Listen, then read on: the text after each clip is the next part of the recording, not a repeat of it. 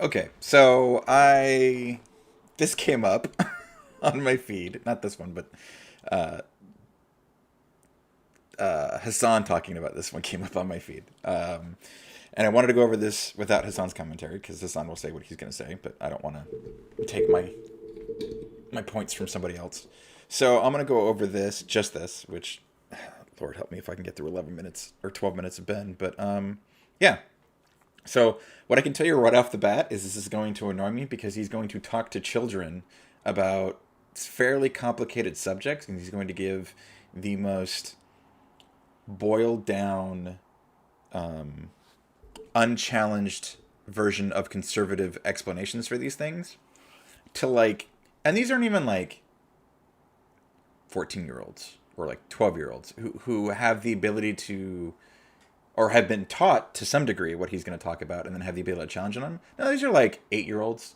So let's just So here we are today at a public library, and I know what you're thinking. Ben, haven't you read all the books there already? Of course I have, but that's not why we're here. My okay, that's kind of funny. producers have given me a stack of cards. They have a bunch of terms on them having to do with the government. I have to explain these to very, very small children in a fashion that kids can understand. So we'll find out how this is going to go. This video is sponsored by our friends over at Conservakids. Hey guys, how's it going? Wow, you're very well-behaved children. All right, so I'm supposed to teach you about things today. So get ready. Yay? I've seen my mom look at him on Facebook. She said he was a very smart guy. Do you think he is? Well, now that I've met him, maybe. Freedom. Okay, freedom. Definition? Oh yeah, give me a definition. Go for it. America. Definition of freedom is America. Okay. Oh my god! So not only is he teaching 8-year-olds, which means that like they're basically blank slates and can't challenge them on any of this stuff, but they're already indoctrinated. They're already indoctrinated. Okay, I am kidding. They're not indoctrinated. However, this is an interesting. I can't even. Okay, America does not equal freedom any more than like Great Britain equals freedom. Oh man. Okay, so this is very propagandistic. Oh boy. All right. So the associations that we have with these words are very, very, very powerful, which is interesting. That just right off the bat, I can't even take this seriously. Okay. So again, the associations that we have with these words are very, very strong. So because for one thing, this not only are you able to tie concepts to things through this association that aren't necessarily true, like America being freedom itself, which I'm not even gonna get into that. But this also then somehow, or it also, how do I phrase this? It changes the way we view other things, right? So if America equals freedom, then what would we call France? Right? Is France not also a free country? Is Germany also not a free country? Is Russia also not a free country? Right? Also, freedom doesn't have a simple definition in a political sense because the freedom to like there weren't a lot of regulations around what companies could and couldn't do to their workers back in, and I will probably talk about the Gilded Age for the rest of forever. But during the Gilded Age, there weren't a whole lot of restrictions as to what company, or sorry, the Industrial Revolution is probably a more accurate portrayal of this. There weren't a lot of laws as to what or how companies had to treat employees because it wasn't something that had ever had to be dealt with prior to that point. Because your employees bought your product. Prior to mass manufacturing, you couldn't buy from a producer across the country. Not the technology didn't allow for these kinds of things, right? So not only could you not make enough product to produce for across the country, but you couldn't get it there either. So for the most part, if you worked for a company, that company produced things in the town, and the people in the town had to be able to buy those products. So you were dealing with your own customers and then your employees were customers of other people that bought from you, and it was just it was a smaller, more system, more contained system, and so you had to deal with the people in it. And one thing that we do know is that in these instances in which you're dealing with people on a personal level, it changes the dynamics. So they're not just some faceless number on a spreadsheet like things are now.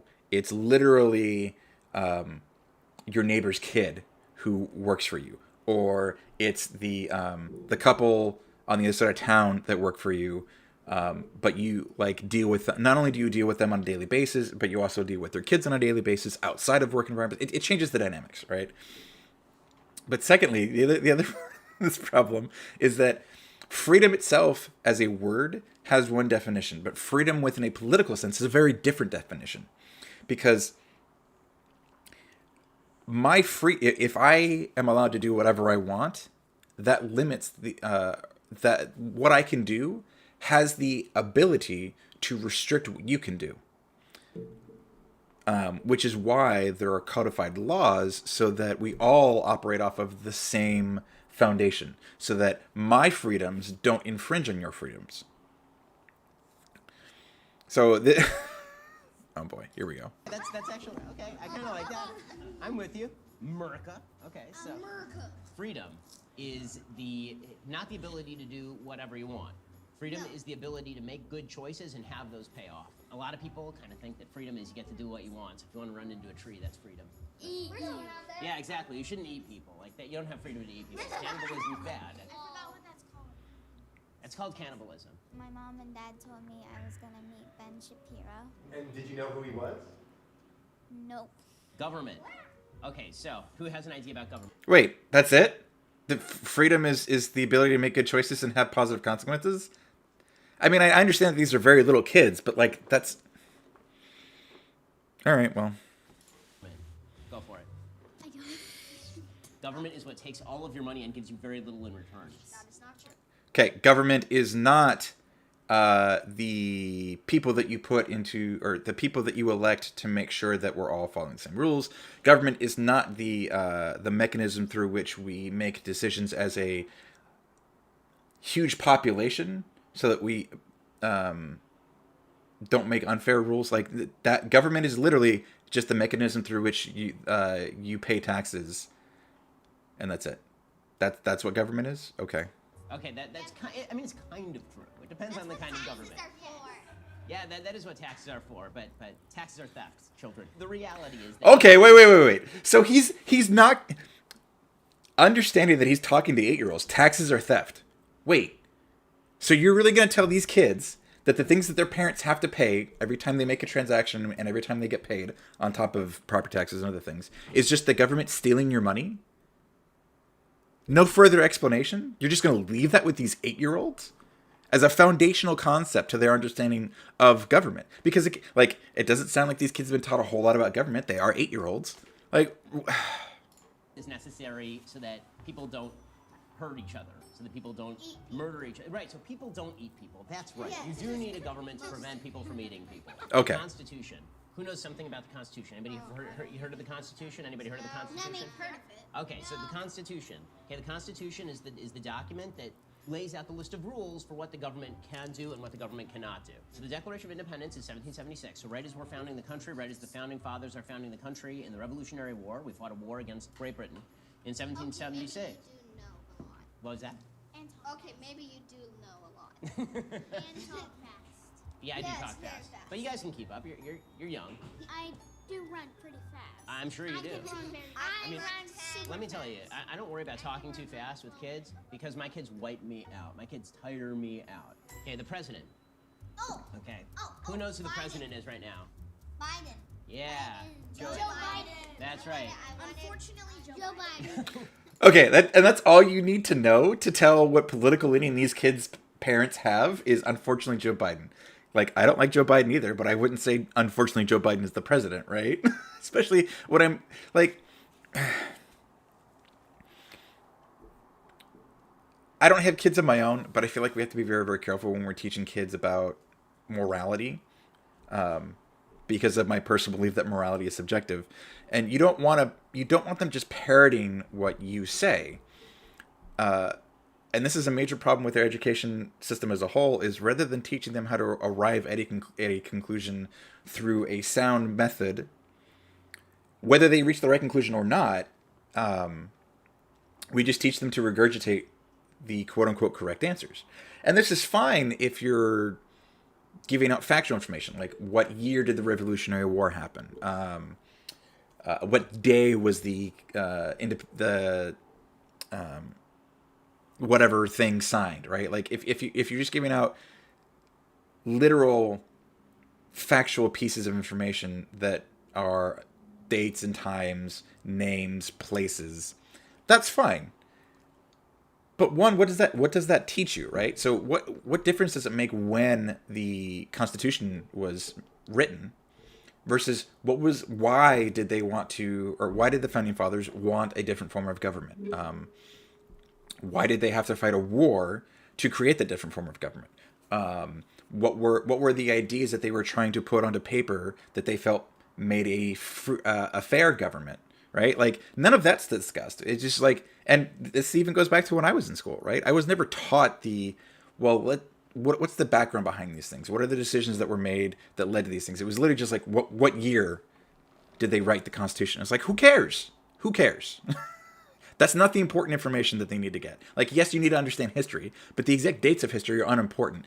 The what led to what were the results of those events? What did society learn? What did those nations learn? How did those shape the nations in the future? None of that's conveyed because that's the important information. I'm with you.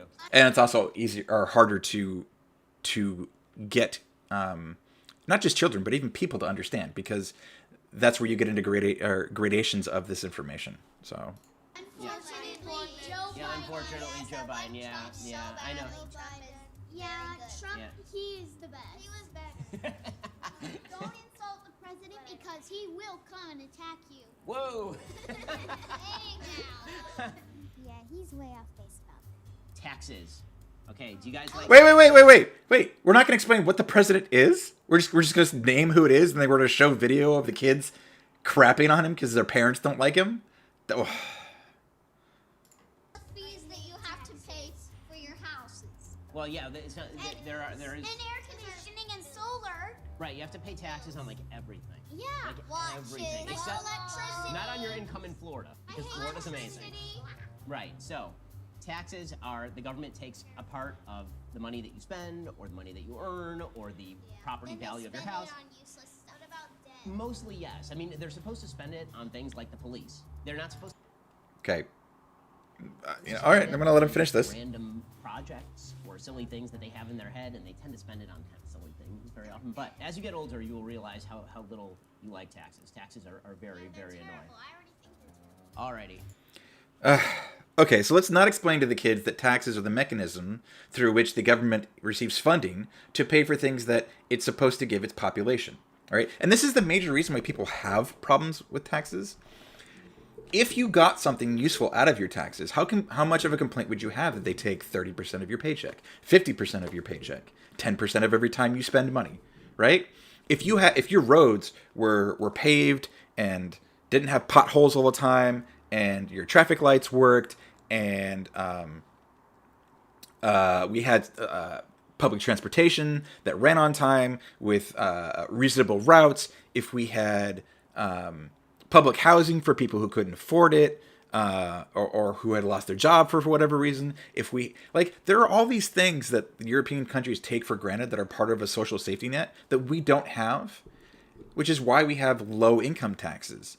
But the major problem with the income taxes isn't that they take them, it's what they spend them on. And they just spend it on silly things, or silly things they have in their head, or useless things. Well, what's a useless thing, Ben?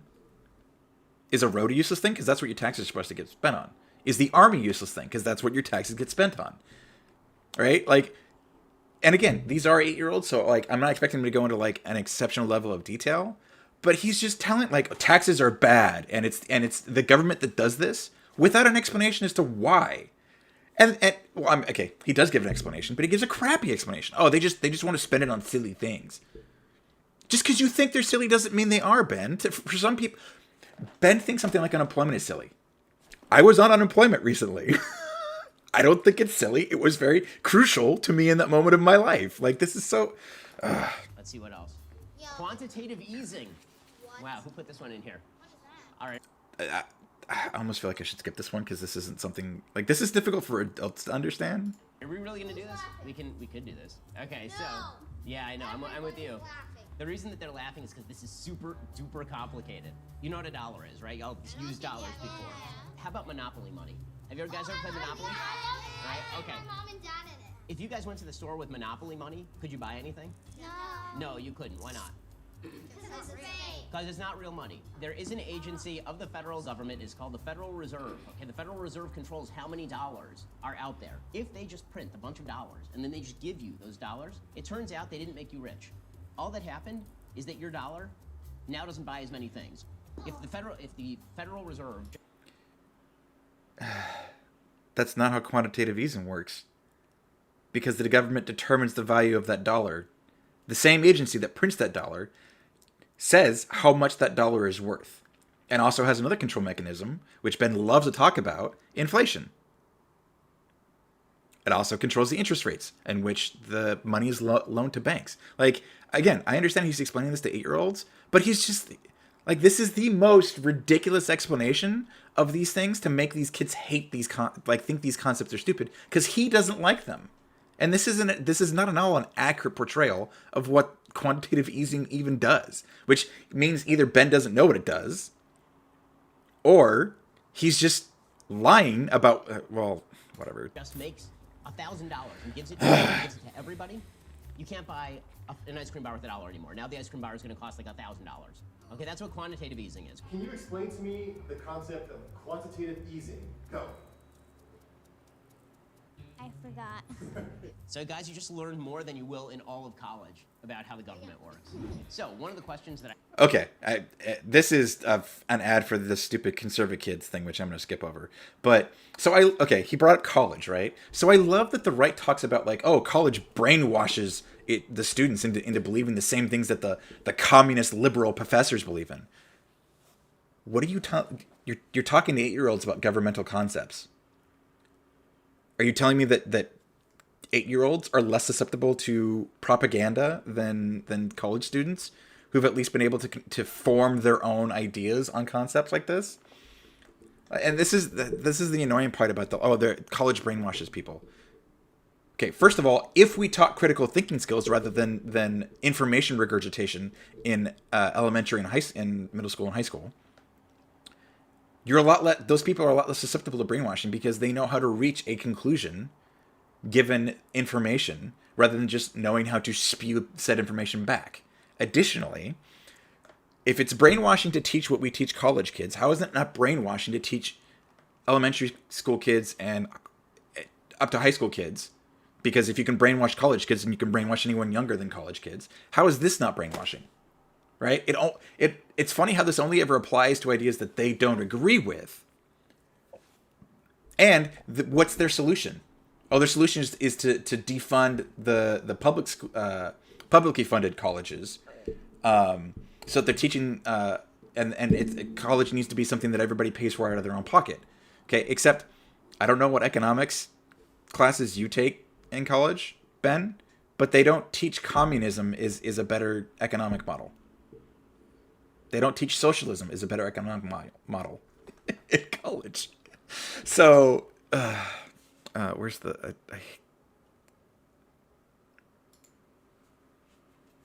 Athletes talking about politics. So everybody in the country gets to talk about whatever they want to talk about, but athletes and superstars generally don't know anything about what they're talking about when it comes to politics. When LeBron...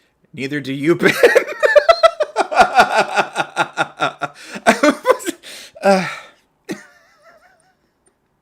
Okay, I'm sorry. His job literally revolves around politics. So it's really annoying for him to say, "Oh, they don't know what they're talking about," when it's his job to know this stuff. And I'm kidding. He to some degree he does know what he's talking about. But like that's like being irritated that Ben doesn't know about. And I'm not saying he doesn't, but let's say that Ben doesn't know about cars, and he talks about a car, and a mechanic like overhears the video, and the mechanic's like, "This guy doesn't know anything about cars." Well, that's not his job. And in a society in which we specialize in things, he doesn't have to know anything about cars. That has nothing to do with his job. Now, it's not quite the same thing because people probably should know what their local politicians are talking about, what the national politicians are talking about, who's their sheriff, like who's the local judge. Like, people should know these things, but we've disincentivized people learning about that because so much has shifted from local politics to national politics, right? Like, whenever we talk about the issues facing, quote unquote, the country, I guarantee you the problems that I face in California are not the same problems that someone in Texas faces, are not the same problems that someone in Minnesota faces, are not the same problems that someone in South Dakota faces, right? Like, different parts of the country have different localized issues that they need to deal with. So why we ever address anything, most of these things, because I shouldn't say anything, but why we look at most of these things on a national level is just dumb. That's like saying, that's like looking at your entire neighborhood and how clean the houses are in it, and then coming up with a policy for your specific house on how you should clean it based on that. Like, this is just literally a waste of time. Additionally, this stuff is boring to most people because they don't see the impact. If this stuff was more focused on local politics, right, you'd understand who's running for your local seats. You'd understand what their stances are in different policies. You'd be able to, and you'd be voting them in and out based on the impact that those policies have after they've enacted them. But we don't know most of these things because this isn't... one, it's harder to talk about them. But additionally, just the way our brains work, it's easier. So, and this is why it annoys me that we talk about the president solving national issues. The president doesn't write laws. The president doesn't write policy. The majority of what the president does is... well, first of all, he's the commander in chief, right? But the president has very little effect on national policy. The most the president can do, aside from executive orders, which are stupid, but the most the president can do is influence the direction that Congress takes on these things. So, FDR, none of that was his enactment. He pushed Congress to pass the laws that he wanted written. But he didn't have the final say. He's not the one that made it happen. He used the influence that he had to push the people who do have the say to do those things, but he didn't single-handedly solve national problems. And so why do we talk about presidents this way? Well, it's because it's easy to look to one person to solve a problem rather than discuss the fact that you have to vote in your local person who then goes to represent your vote among 99 other votes just in the Senate, on top of the fact that it has to get through that. Like, that's complicated, and people don't like complicated. LeBron James says things. That doesn't mean he knows things. Yeah. Will you ever be a president? You know, all the presidents... Okay, and it's interesting he brought up LeBron James, but didn't bring up someone like who's very politically, I don't want to say active, but who talks about politics a lot, who also isn't educated on them. Ted Nugent. Funny that you didn't bring him up, but you brought up LeBron James. are now 100 years old, right? Like, Joe Biden is really, really old. Joe Biden is 79 years old. I'm 38, which to you guys seems like super old, right? No? Okay, good. That's true. My dad's 52. My dad is 48. I'll wait until my kids are grown up. I would never run for office while I have little kids. I want to be home with my kids. My kids are super cute. I want to spend like a lot of time with them. When is Ben gonna admit that he's gonna run for president? If he wanted to be president, he would probably be it tomorrow, but he just talks about it. Raise your hand. That means you as well. I want you to be president. Oh, that's nice of you. Why are the people angry at the government? Why are people angry at the government? Because sometimes the government tells us to do stuff the government shouldn't tell us to do. Do you think homeschooling will... Could possibly be that the point of a government is to protect its citizens, and our government has done jack all to protect us over the last, 40 years? Like, what has the U.S. government done to protect the average U.S. citizen from, I don't know, the .com bubble or the housing market crash, or as a matter of fact, they've done the pandemic, right?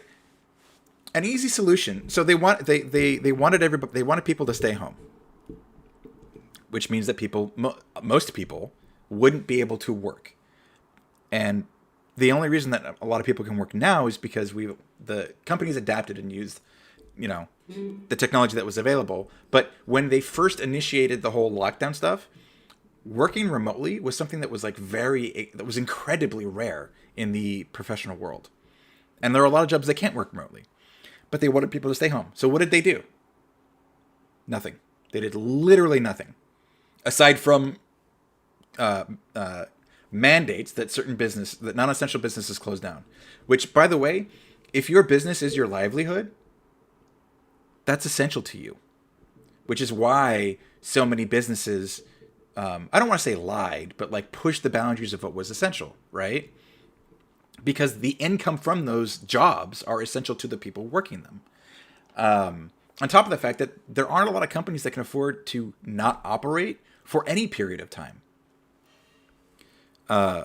Most large companies, even companies like Walmart and Amazon, couldn't afford to not operate for 2 weeks, let alone, months. So the issue, the reason, and this is why people are upset with the government, because the point of the government isn't to just say you have to stay home. It's what's the problem? How do we solve the problem? And how do we mitigate the consequences of the solution? So, okay, sticking with the same topic, let's say that we determined that if every person in the country stayed home for an entire month, aside from the literal people who are absolutely essential to continue the operation of the country, like people who make food, people who truck drivers who make deliveries of goods and stuff like that, right? Nurses, doctors. What if we paid those people the income that they would have lost for that month so that they could stay home? Because why did most people not stay home? Or why would most people not stay home? Because they need to work, because they need income, because they need to pay bills. Or you freeze everything, right?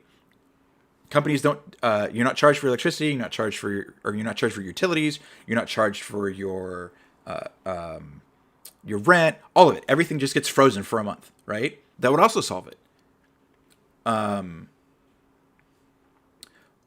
Or some sort of mandate where companies have to pay employees, and then the companies then file some sort of form or whatever to get reimbursed by the government after having paid the employees, right? These are all possible solutions. What did they do? None of those things. If there's one thing that the government is really, really good at, it's writing checks to a lot of people. And they didn't use that one thing that they're really good at because it would have cost money. So I don't think Ben understands why people are angry at their government.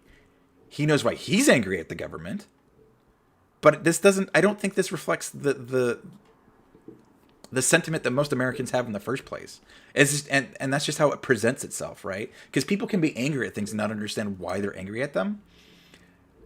But because it presents itself in a certain way, or there's a specific thing that triggered, or that was like a last straw kind of thing, that's what they associate with the root cause of it. But that's not always how it works. That's not usually how it works. Will ever be banned? Not in Florida. So I think that there will be places that try to stop homeschooling. I come from a state called California, where monsters roam the streets and garbage is strewn everywhere. It's all. Is he equating homeless people to... Oh my God. Ben, you're the monster. He just equated homeless people to monsters. To 8-year-old children. This is disgusting. A horror-scape. No, I'm joking. They don't actually have real monsters, but it's a really poorly... the way that they run the state is really bad. So they have lots of crime, they have high taxes. Like you see. Actually,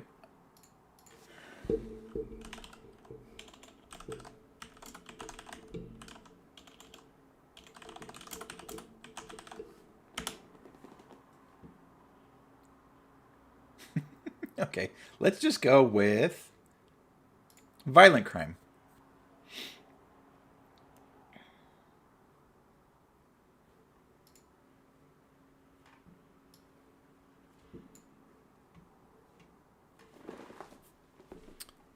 Oh, what's that? California's just rife with crime?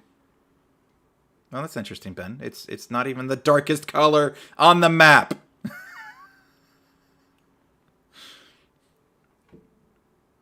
Think it actually is it? Yeah, it's darker than Florida, which is where he moved to. So okay, but like, what, dude? You're killing me here.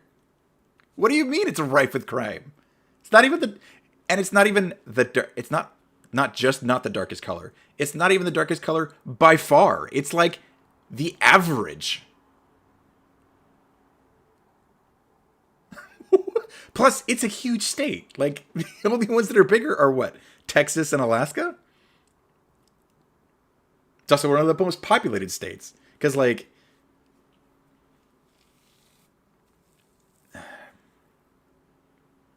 there's this Idaho, Wyoming? I suck with geography. But, like, okay, yeah, I think this is Wyoming. It's almost as big as California, right? But what's the what's the population of Wyoming compared to...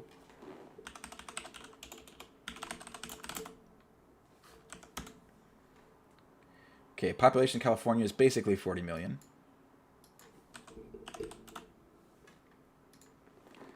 Population of Wyoming. It's 575. Okay, sorry. 500. Let's round up again. It's 580,000. So yeah. Plus, how many major cities does the Wyoming have versus California has L.A., San Francisco, San Diego? Like, come on. Anyways. There is a monster. Right, exactly. I came here because Florida is Does he amazing, show guys. me You're so lucky to be growing up in Florida. Florida's amazing. America is the best, but Florida's really hot. What does the government do? What does the government do? Okay, so there's various kinds of government. There's your local government, like where you live, and then there's the state government, like the state of Florida, and then there's the federal government. They all do different things. So your local government, they do the police and they do the firefighting. Okay, then there's the state government. The state government decides, for example, how money goes to your local public school, for example, or how taxes get paid, and how roads get made and all of that. Then there's the federal government. The federal government, the Constitution says what the federal government can do. Make sure that there's an army and a navy and an air force and that they are able to protect us against people who would want to attack the United States. That's the biggest thing the federal government does. Yeah. Which is funded by those taxes that you hate, Ben. Funny how you left that part out. Do you think Biden actually follows his own law? I think that Biden kind of makes up the rules as he goes. I don't think... Wait, because other presidents didn't do the same thing? Didn't the CDC pass mask mandates during Trump's presidency, and Trump just outright refused to wear one, publicly stating that he wouldn't? Like, also, and I don't want to pretend like I it's only Republicans who do this. Yes, this is absolutely true, but this is true of people in any position of power, right? So, like the famous picture of Obama's party. Obama.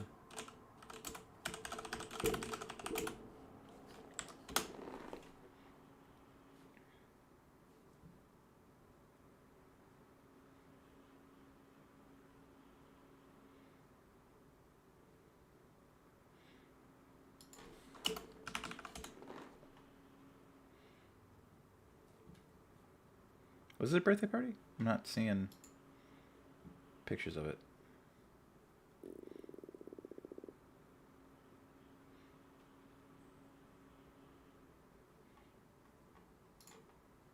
Oh, here we go. Okay. They're on the dance floor, there's no mask, right? So, like, I know there's one with, like, the people who are serving them food. Anyways, not really important. Point is Obama wasn't even president, and all of the people at his party didn't follow the mask mandates. Oh no, I got a good one.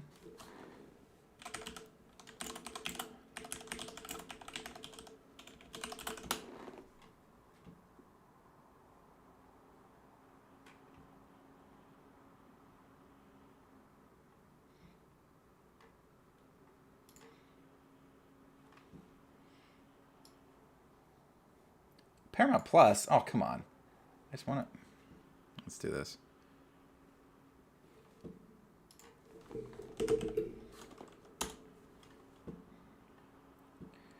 So, like, Pelosi was asked how she felt about insider trading because of what happened with some Congress employees.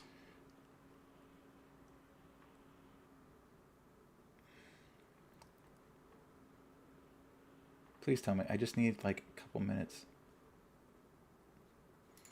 Here. I just want her...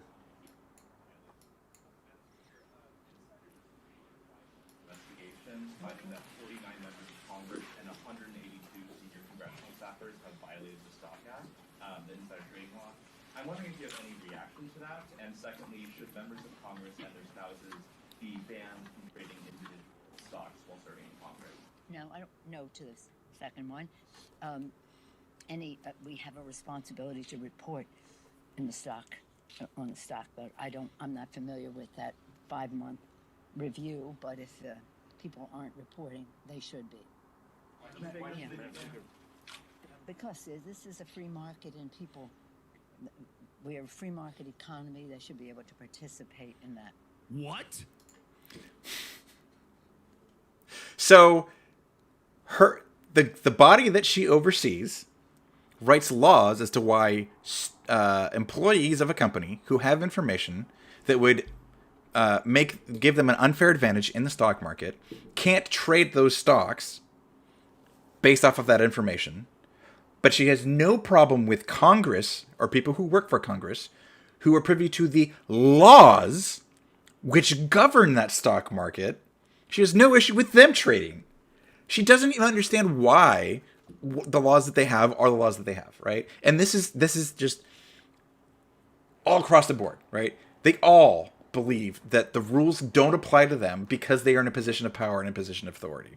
And this is true for most people. It is very rare that you find someone in a position of authority who has the ability to determine the rules, who then doesn't think those rules apply to them because of their authority or because of their position. Unfortunately, he cares very much about the rules for being president. I think he just tries to do whatever he can do. And then he hopes that nobody stops him, which is not a very good way of being president. Because Trump didn't do the same stuff, like especially with all the stuff that's come out about like the plan where like his something about the coup that just didn't happen because there were like 4 people who didn't do the you know what, I'm getting sidetracked. I don't want to go over that. It's supposed to be about the language that he's using. Really smart. The founders created a system where there are people who can stop you if you break the rules, which is really important. Do you think China purposefully caused a pandemic? I think that China purposefully covered up a pandemic. It probably started in a laboratory in China, and then it got released, and then they pretended that it was not their fault, and they didn't know what was going on, and they lied a lot, and then it got out and killed a lot of people. Okay, so this is funny in that...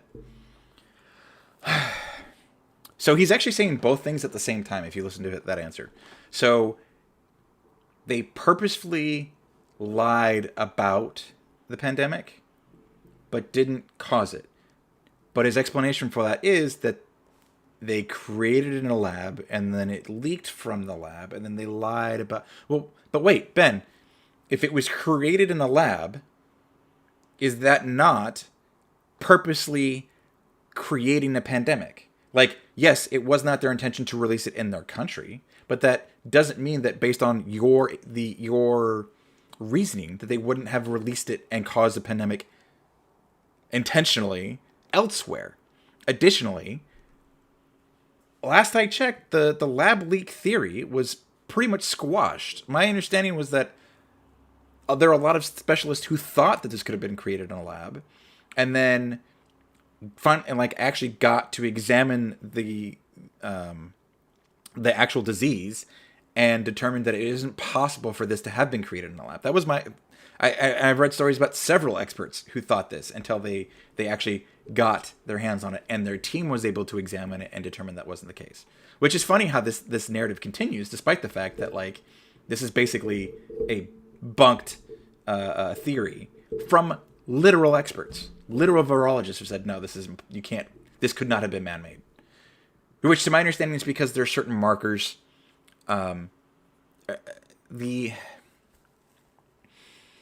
It's like with, how do I explain this? Because it's not literally the shape, but like I guess the simplest way is to explain it. There are very clear signs of genetic manipulation when it comes to these things, and it's very easily visible.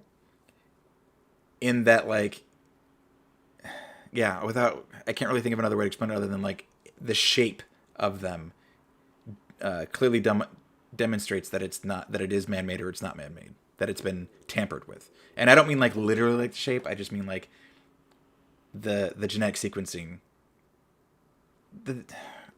I'm doing a poor job of explaining it, but my understanding is that virologists are able to very easily look at a strain and determine if it has been manipulated by science or if it's a natural evolution. Do you think the Supreme Court will overturn Roe versus Wade? Wow. This is interesting. I don't think these kids even like the China one. I can kind of understand, but why does this little girl know what Roe versus Wade is? I don't think she does. I think these are just questions their parents loaded into them. Which, I mean, like, I don't have a major problem with that. They're 8-year-olds. I don't care that they don't know what Roe versus Wade is, but I think the Supreme Court will not overturn Roe versus Wade, unfortunately. I have a feeling that the Supreme Court is going to change the rules of Roe versus Wade, but that doesn't mean they're going to throw it out completely. They're going to do what they always do, and they're going to be confusing about it. Who is your favorite Democrat? Wait. What do you mean they're going to be confusing about it? There is always an explanation behind their rulings. Always. Always. You may not agree with it, but that doesn't mean it's confusing. Like, what was the was it Nestle or the company with the child slavery thing, right? The ruling was, Mars. The Mars candy company. Yeah, that everyone's saying that the M&M's thing is them covering up crap, what's it called?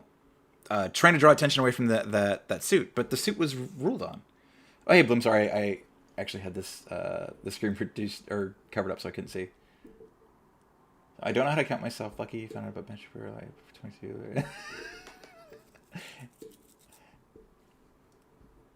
No, I'm not giving a pass on the LeBron thing. No, I'm not giving him a pass on the LeBron thing because, like, I'm sorry, if you're going to be a political commentator and claim you're being objective, you got to call out both sides, and he doesn't do that. He doesn't call out the Republicans, or he doesn't call out the right-leaning people, I should say. Like I said, like if you're gonna name drop LeBron, you got to name drop somebody on their side, Ted Nugent, because Ted Nugent doesn't know what he's talking about either. Okay, so I'm sorry. What was I looking up?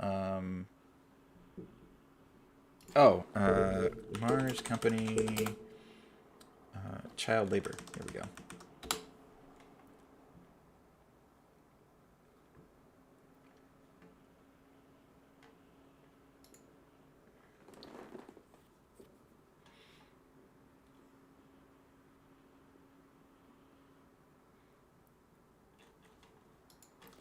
Okay.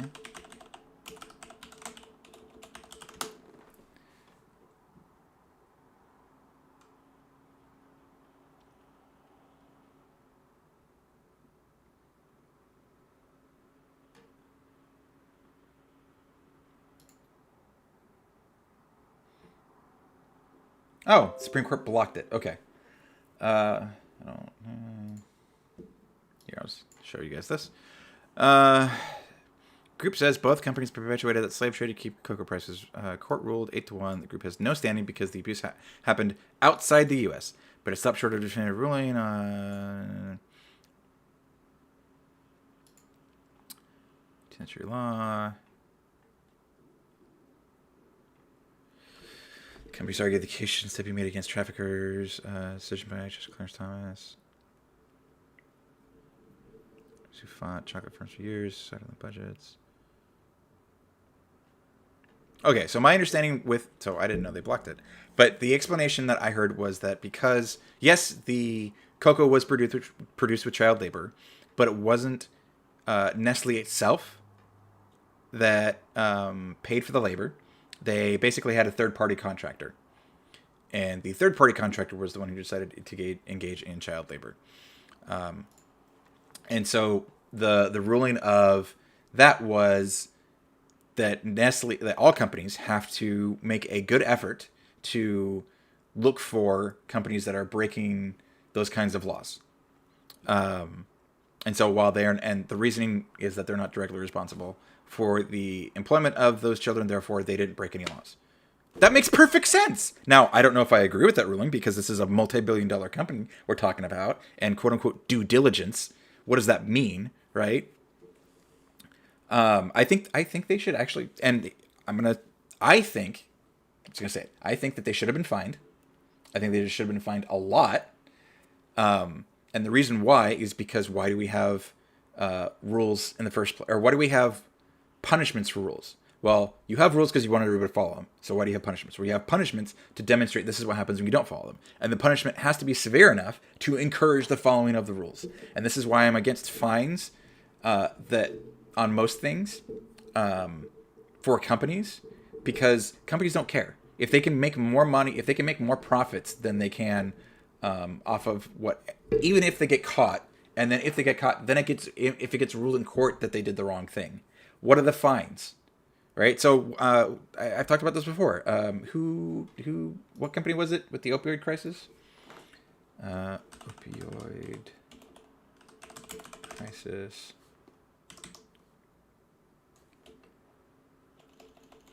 Company.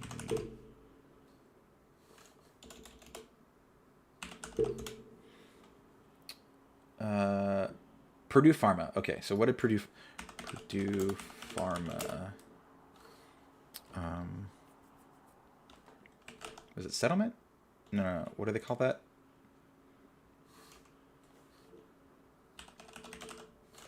Let's see.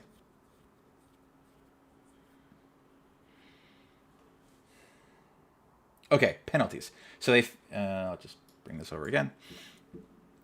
So they had to pay $8.3 billion in penalties. Purdue Pharma profits.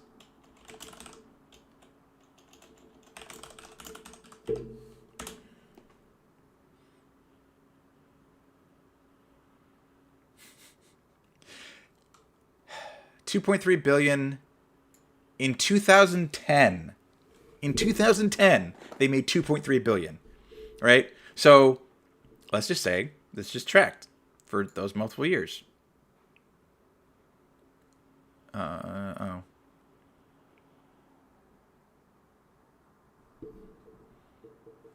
Okay, fine. Let's just say it's 517. Actually, no, that would make it worth it. But like, okay, so this is a good example, right? If they have to pay $8.3 billion and they didn't make anywhere near that, this is a great punishment. Because they didn't even make enough money to cover what the penalty fees are. But for the most part, this isn't usually how it happens. But anyways, I forgot what even brought that up. That is a difficult question. I know, right? A Democrat who's alive? We finally Right now, Joe Manchin, Senator Joe Manchin from West Virginia is my current favorite Democrat. Because Joe Manchin isn't a Democrat. There is not a single policy that Joe Manchin supports that aligns with the Democratic Party. Joe Manchin is a Democrat in a red state. And I don't mean like how...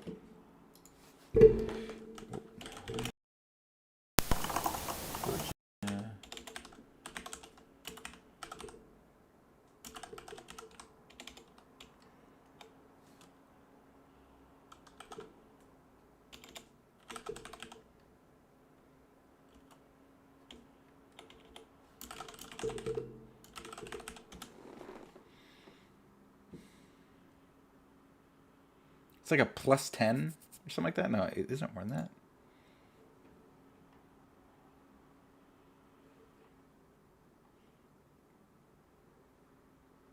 Holy, yeah, it's more than that. It's like a plus 20 district.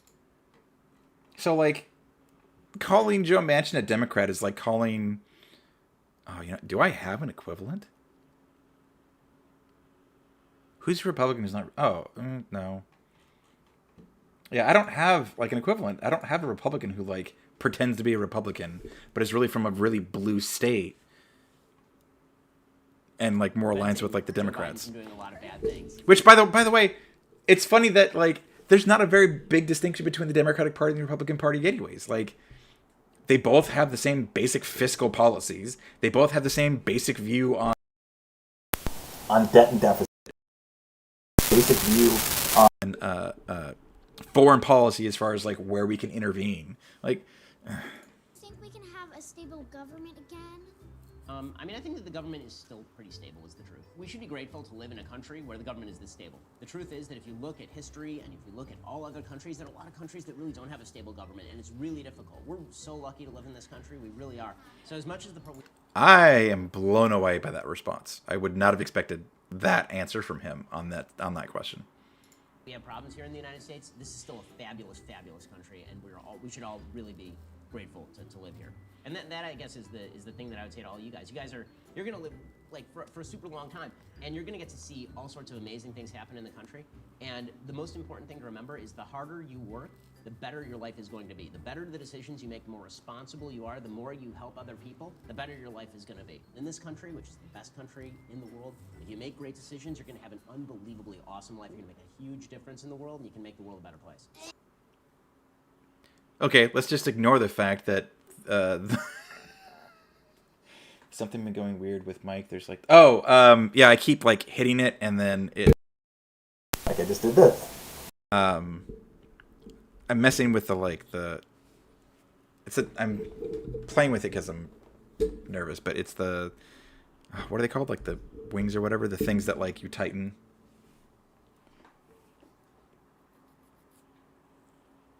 Yeah, I mess with it, and then it like messes with the mic will like slide and like hit my like, I don't even know what this thing is. Anyways, yeah, I need to stop playing with it. But sorry.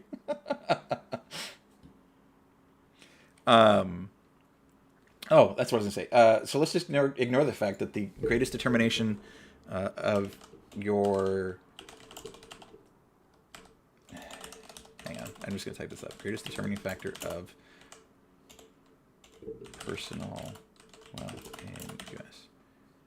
zip code. Here we go. Oh, well, hang on. Let's go to, because that's probably going to be a little biased. So is this, but this is from the New York Times rather than a talkpoverty.com.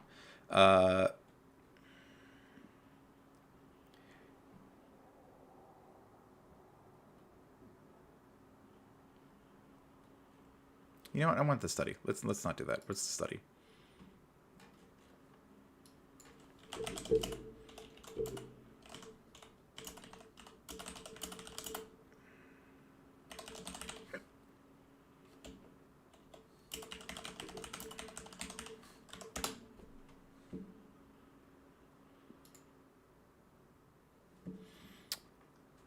So this was written back in 2016. We all know that for optimum health, which exercise,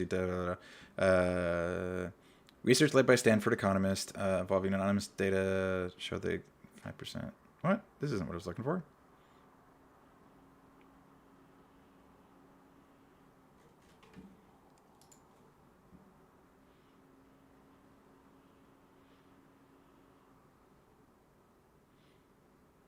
Okay, I can't find it because I'm not using the right keywords, but there's a study that basically demonstrates that your zip code is the greatest determining factor of your income.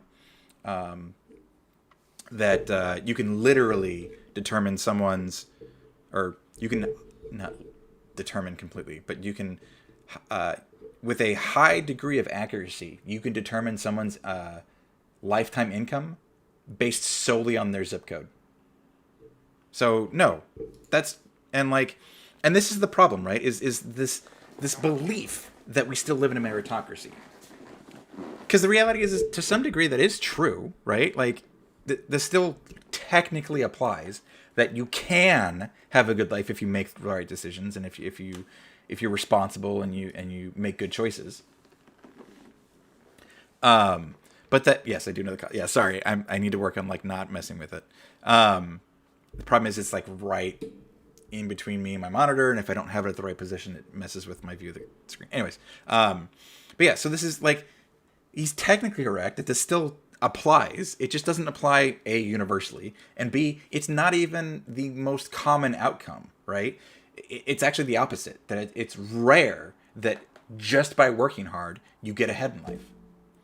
And again, I'm not saying that like it doesn't happen, because it does. And I'm not saying it always happened and it, before, and it never happens now, because that's not true. It's always been a possible outcome. But as we've eroded a lot of the things that have evened the playing field for between small companies and big companies, and between rich people and poor people, you've seen this possibility of that outcome reduced. The major things are really just the fact that the lowering of taxes on the higher tax brackets has been a major contributor to that, because no, I'm not gonna get it. Just the two major things are the reduction of taxes on the higher tax brackets, and then the removal of regulations that keep companies from doing things that we know cause problems. Like, for example, the what is it? The Glass-Steagall Act, right? The removal of the Glass-Steagall Act basically allowed banks to do what they did that caused the housing market crash. Prior to that, and it didn't happen right away. It took like 30 years of eroding that stuff for it to happen. But we know what happens when banks are allowed to overinvest in what is basically gambling, and then they lose, because that's what happens when you gamble, is you eventually lose. It's called the Great Depression, right? Yeah, that's what that thing's called when the market crashed back in 1920. So 1920 happens. We learn the consequences of this, and they're like, okay, you guys aren't allowed to gamble anymore. And then what they do is they then separate out investment banks and commercial banks. And so commercial banks are what most people would use, where regular workers would put their life savings. And then investment banks are the ones that are allowed to invest in the risky stuff. And the reason why is because you don't want to not allow these investment banks to make investments. That is a big driving force of an economy. But you don't want those banks to have all of everybody's money, because that then not only allows them to gamble with everybody's money, but incentivizes them to gamble with everybody's money. Because if you gamble with a lot of money, you make a lot more money. If you gamble with less money, you make less money. And of course, because of the way this stuff works, it's not enough to make a lot of money. You have to make all of the money. And so, anyway, so they realized, no, you can't do that. And so they passed the Glass-Steagall Act, and that's what required them to separate those two kinds of banks. And after that point, we did not have a major market crash, like anywhere even close to what we've seen, for like 70 years. It took the 90s and the dot-com bubble to see anything even remotely close to that. And the dot-com bubble was a blip in comparison, right? But then as you erode more and more, there are multiple different crashes that happen because we have economic crashes, but those are cyclical, because that's just how cyclical capitalism works, unfortunately. But like you don't see anything caused by banks, by investments, right? But as you reduce those regulations more and more, we end up with more of these things, and they get bigger and they get worse. And then we have the 2008 market crash, which literally ruined the global economy. And then what laws were passed to fix that? None. They strengthened the oversight on those kinds of investments. That's it. No major overhaul. We literally crashed the global economy. And there was no like examination of like, okay, well, this is what caused this, which has caused this, which has caused this. So maybe we should go this far back and tighten things up on. And then additionally, nobody got punished. The banks made how much money? Who went to jail? How much did they pay in fines? Anyways, let's see what else he says. And what's that thing on your head? Oh, good question. Okay, so this is a yarmulke. Jews and Christians believe in the same God. Wait, whoa. Jews and Christians? So Muslims don't believe in the same God as Jews and Christians? Also, did I hear one of the kids? Slightly different beliefs about the kind. Wait. Jews and Christians believe in the same God.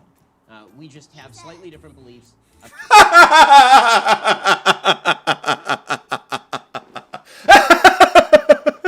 This kid just owned him.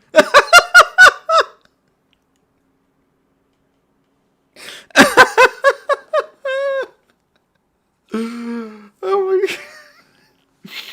Jews and Christians believe in the same God. Jesus! Oh man.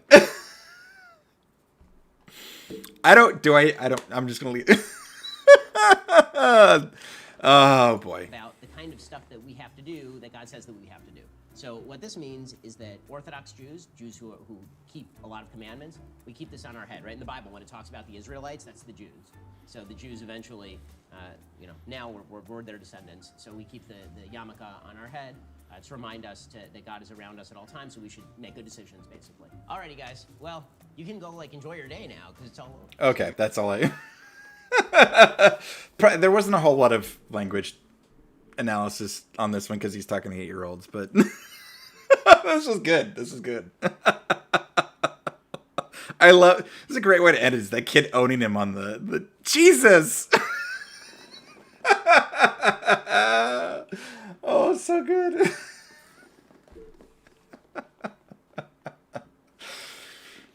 All right, spent enough time on this one. Thanks for watching.